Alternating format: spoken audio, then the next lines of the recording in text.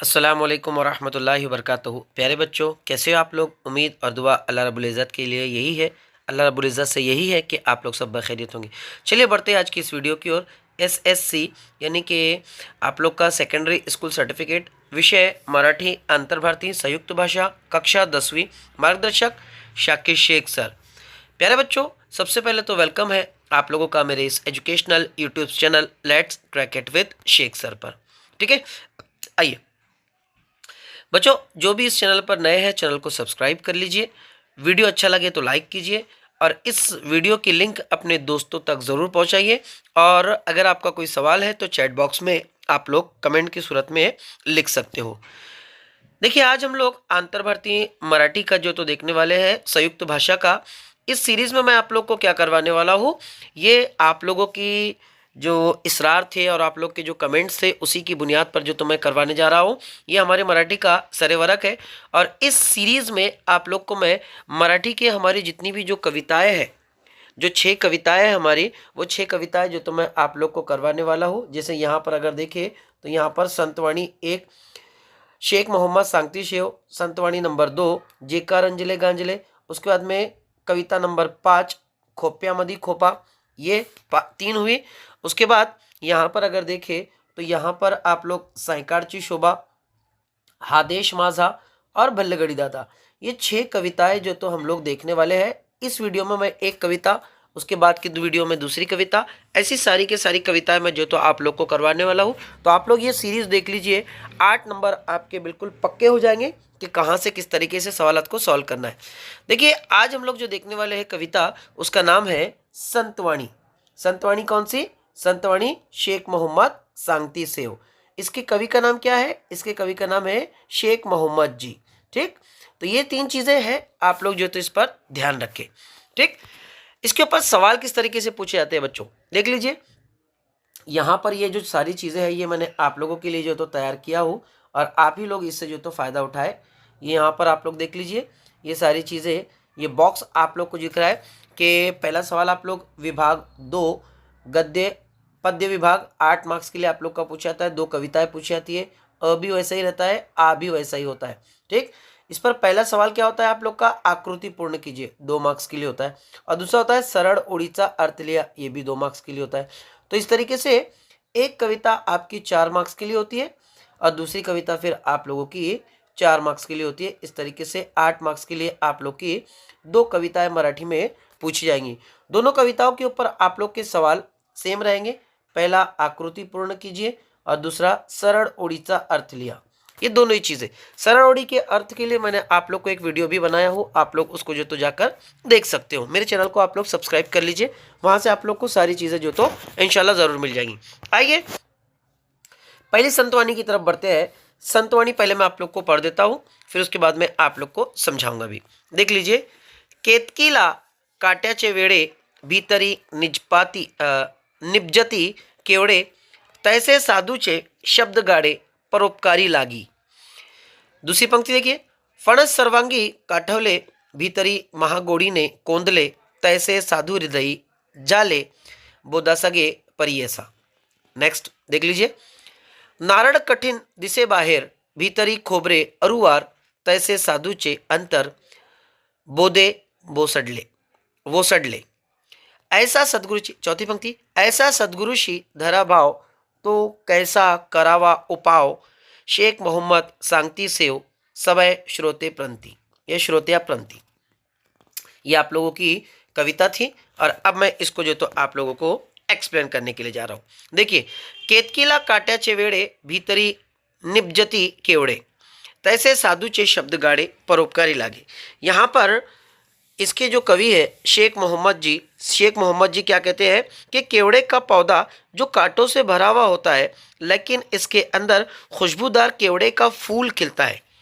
ठीक इसी तरह साधु के अल्फाज भी इबादत से लबरेज होते हैं। वो अपनी ज़बान से और अमल से दूसरों पर एहसान करते हैं और अमल करते हैं। वक्त पर इन्हें कई बार कड़वी कटीली बातें सुननी पड़ती है, लेकिन इन पर इन बातों का कोई असर नहीं होता है। वो उनकी बातों से खुशबूदार केवड़े की फूल की तरह महकती रहती है।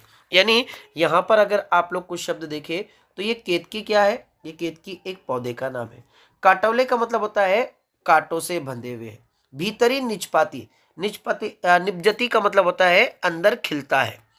साधुचे शब्द, अब ये केवड़े क्या है, केवड़े का यहाँ पर फूल, ठीक, एक केवड़े का पौधा और एक उसके अंदर जो तो केवड़े का फूल खिलता है, ठीक। तो साधु के शब्द भी ऐसे ही गाढ़े होते हैं। गाढ़े का मतलब होता है मानीखेज। तो वो परोपकारी लागी, परोपकारी लागे मतलब कि हम पर एहसान करने वाले जो तो होते हैं। दूसरी पंक्ति देखिए, दूसरे और तीसरे बंद में शेख मोहम्मद सांगती शेव जी ने उस्ताद और गुरु के रिश्ते के बारे में जो तो बताया है। अब देख लीजिए, फणस सर्वांगी काटवले भीतरी महागोड़ी ने कोंदले। यहाँ पर कहा गया है कि फणस का जो फल होता है वो हर तरफ से कांटों से घिरा होता है, लेकिन भीतरी, ये भीतरी का मतलब क्या होता है, भीतरी का मतलब होता है अंदर। महागोड़ी ने कोंदले, महागोड़ी ने कोंदले का मतलब होता है यानी बहुत ज्यादा मिठास से वो जो तो अंदर भरा हुआ होता है, ठीक। तैसे साधु शब्द झाले, मतलब कटहल की हर तरफ कांटों भरे होते हैं, लेकिन इसके अंदर बहुत सी मीठी शय होती है जो बंधी होती है। इसी तरह साधु का दिल होता है। साधु उस्ताद को किसी शागिर्द को करने से पहले इसकी सख्त आजमाइश लेता है, जिसकी वजह से शागिर्द को बहुत तकलीफें बर्दाश्त करनी होती है, लेकिन इसका दिल अंदर से अपने शागिर्द के लिए मीठा होता है। जैसे वो फणस का पौधे का या फणस का जो फल होता है वो ऊपर से कांटे वाला होता है और अंदर से मीठा होता है, तो ऐसे ही साधु का दिल होता है, ऊपर से सख्त होता है, कांटों भरा होता है, लेकिन अंदर से वो वैसे ही होता है, ठीक। आगे कहते हैं तैसे साधु हृदय झाले, मतलब ऐसा ही साधु का दिल होता है। आगे कहते हैं बोधासगे परियेसा। अब देखो यहाँ पर ये शब्द आया है आप लोगों का कि अपने जो उस्ताद है वो अपने उस्ताद की जो बातें हैं वो चांदले उस्ताद की बातों को जो तो हमें मानना चाहिए, ठीक। आगे देख लीजिए, नारड़ कठिन दिसे बाहर भीतरी खोबरे अरुआर। अब देखो नारियल, नारियल को अगर आप लोग देखें यहाँ पर ये नारड़ जो है, नारड़ का मतलब होता है नारियल। तो नारड़ कठिन दिसे बाहर यानी नारियल का जो पौधा है या नारियल का जो फल है, सॉरी, तो नारियल का फूल आपने फल जो है वो बाहर से कठिन होता है, लेकिन भीतरी खोबरे अरुआर। अब खोबरे मतलब क्या होता है, जिसे हम लोग खोपरा खोपरा कहते हैं ना, वो खोबरे होते हैं, उसका जो गूदा होता है सफेद सफेद व्हाइटिश, आप लोग देखे होंगे, तो उसका जो खोबरा होता है वो भीतरी यानी अंदर से जो तो बहुत गूदेदार मीठा होता है। तैसे साधु चे अंतर बोधे बोसड़ले, यानी साधु का दिल भी ऐसा ही होता है कि बाहर से सख्त होता है और अंदर से बिल्कुल नर्म और मुलायम होता है, जिसका दीद पाकर आपको सारी चीजें भूल जाते हैं, ठीक। आगे देखिए, आखिरी पंक्ति क्या कहते हैं, ऐसा सदगुरुशी धरा भाव तो कैसा करावा उपाव शेख मोहम्मद सांगती सेव सबय श्रोत्या प्रंति।